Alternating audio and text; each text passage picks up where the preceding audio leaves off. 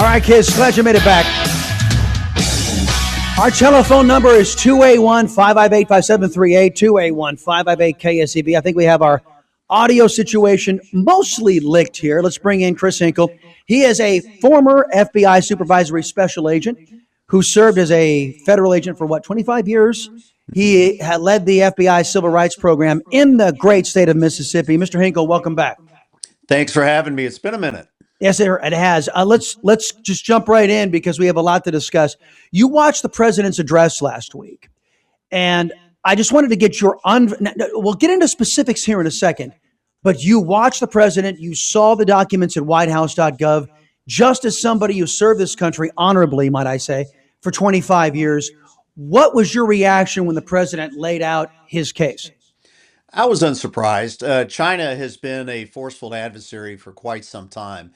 And except for a dip where we really didn't focus as much on China and focused more on Russia during the Obama administration and a chunk of the Biden administration, I was unsurprised that this data was coming forth showing that China was doing this. I did hear some of the news commentators trying to apologize or provide some type of apologies for China, saying that, well, a lot of this voter data is out there in the public. Yeah, it is. But you're not going to get your social security number. You're not going to get your date of birth. You're not going to get the personal identifying information from the publicly available data. China operates on what's called the 1,000 grains of sand methodology. So when you go to the beach and you lie down in the sand, when you get up, you have thousands of grains of sand. Those are pieces of information, and they'll scoop up all the information they can and then try to connect the dots. So having this information, figuring out where people are, going back and assessing what their voting patterns are, and then crafting some type of statement to put out into social media to kind of sway opinion or present some type of doubt in the mind of the public.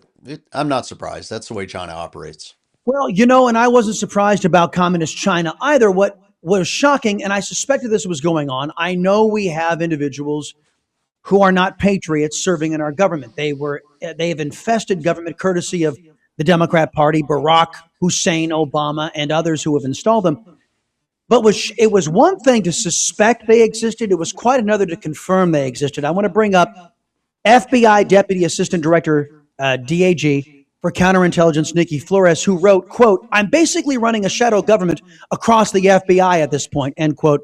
She was referencing the Christopher Wray's FBI suppressing the truth about the Hunter Biden laptop. Senator Ron Johnson was given a, quote, defensive briefing by Ms. Flores, as was Grassley, saying that the senators said it was designed to discourage senators from pursuing the Hunter Biden laptop and to lay the groundwork for the false narrative in October of 2020 that the Hunter Biden laptop was somehow Russian disinformation or an influence operation.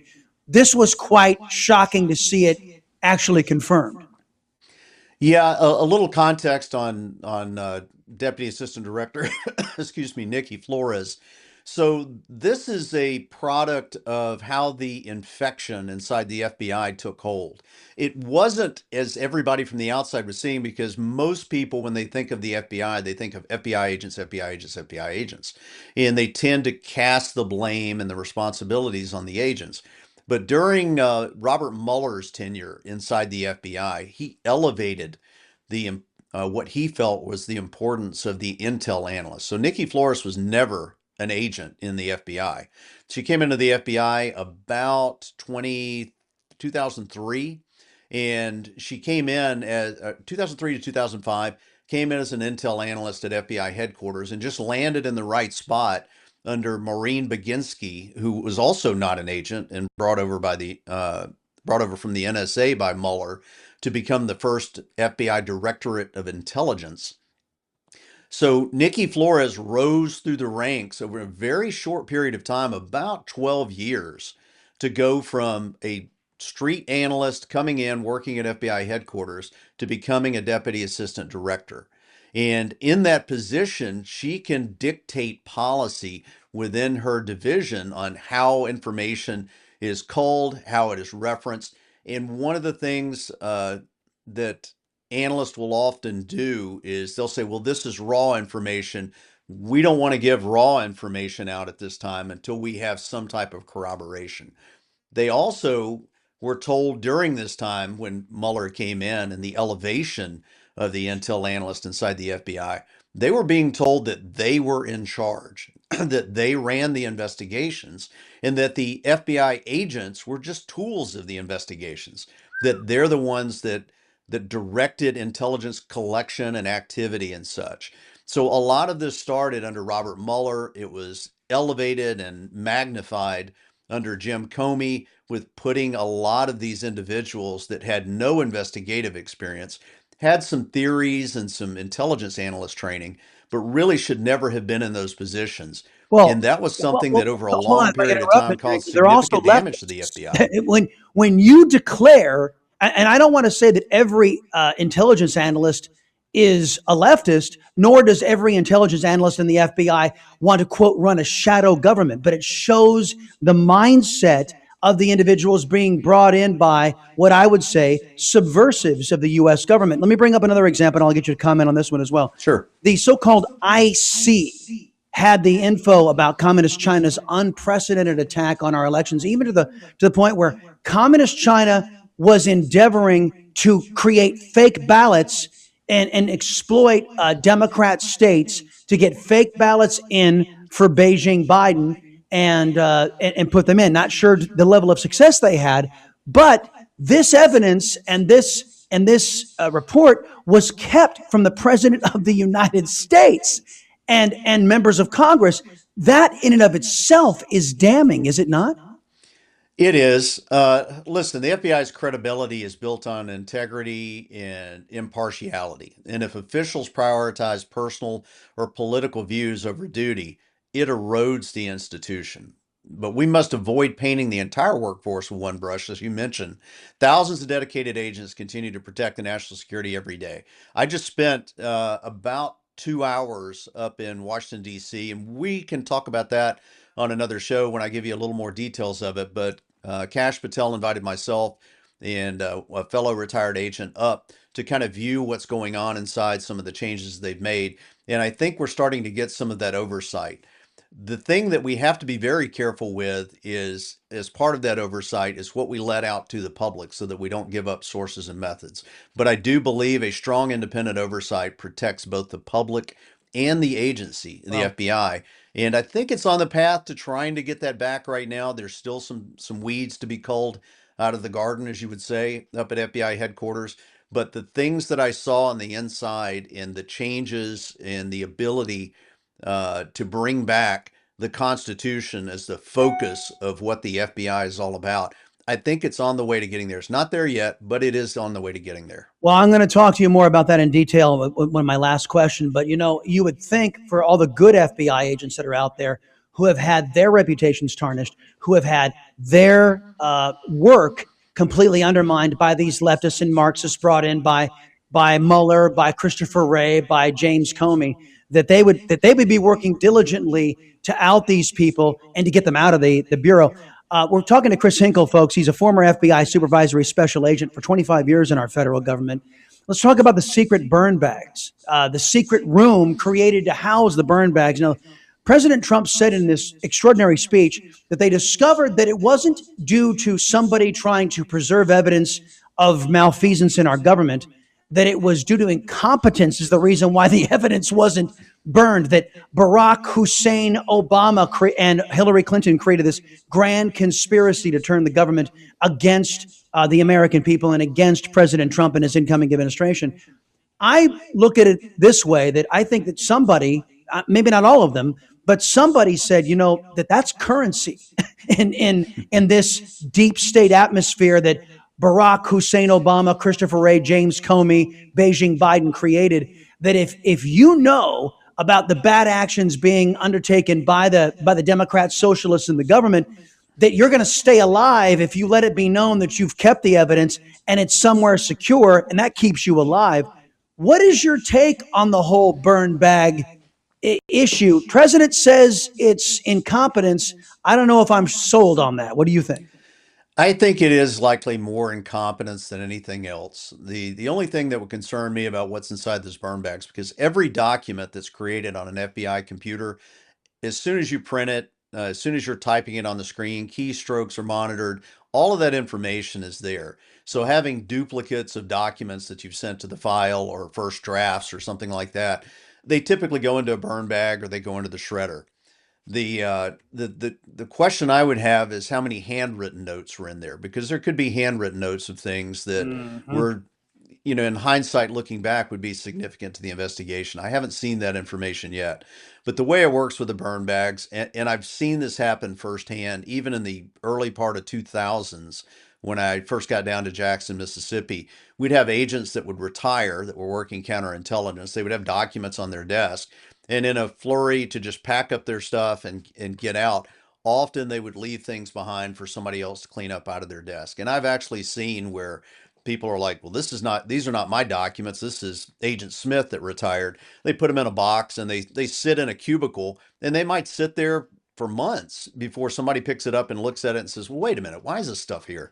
And then you've got to go through the tedious task of looking through it, making sure that all of the information from handwritten notes to other documents that are printed are Wow. actually part of the record. Wow. So I could see that. I could see, especially in a flurry of when Comey, how abruptly he was exited from the FBI, thankfully, by President Trump, that he didn't get a chance to go back and pack his office up. So they probably scooped a lot of things off his desk and just put them in a burn bag and set them aside. The next director, Ray comes on and goes, I'm not messing with that. That's not my documents. He's not focused on that. He's got other things on his plate, and I could see how it could set aside until I see a report that says here are the things that were in this burn bag that never made it into the record. And most likely, those would be some type of handwritten note. But anything that was processed on an FBI computer, it's in the record. Questions, and I got 2 minutes left to get them in. Sure. So this makes me angry, pisses me off, makes me angry, makes me bewildered, and with the current administration that's in place, it is even more so. Why no discussion about Butler, Pennsylvania, about the kook in Florida who's now behind bars and serving a lengthy sentence, about the guy who shut up the White House Correspondents' Dinner, or the report that the Secret Service is leaking alleged private emails and private details of the Vance family to the biased press. Why are we not hearing about direct threats to the duly elected president and vice president of the United States? The investigations have said, and even the Secret Service that is now taking another black eye for allegedly leaking on the vice president. Why are we not hearing about any of this? Well, a lot of that's going to be personnel issues that are dealt with, and they're not going to comment on personnel issues in the public. I, as a retired agent, am more free to discuss things of what I see and observe inside the FBI. As far as the Butler, Pennsylvania side, I did discuss that during my visit with Kash Patel and with his section chief up in Washington, D.C., about the difference from what happened in Butler, Pennsylvania to what happened with the recent UFC 250 event and the terror plot there and getting the information out. And I'm confident that Director Patel looks into weighing the civil rights as with the public's need to know. There's certain things that if you leak out there while you're in the process of working on it can actually undermine the investigation, can actually cause problems and become impediments, especially when we're talking about the rights of the accused, of somebody in their due process rights. So you don't want to seem like you're putting your thumb on the scale in there. Reporters have sources. They have sources inside there. They typically get raw information. Sometimes that raw information is from somebody that has an axe to grind. It takes a while to weed out those individuals that are in there doing what they shouldn't be doing. One of the things that we focused on during my time in the FBI was you had one focal point of information going out and coming in from the FBI. You weren't allowed to speak to the news media without prior authorization Right. and after being thoroughly briefed. And if you jumped over that and went directly out, there were consequences. I think we're going to get to the point where there'll be consequences. The public may not see that as it's going through the process, but I can tell you from meeting with Director Patel, consequences will happen for doing things like that. Last question I have is we're kind of where you already wandered. I see the ghost of J. Edgar Hoover in the intelligence community and what's going on in the so-called deep state today. You see individuals who declare themselves to be more powerful than the president, to know more than the collective wisdom of the American people.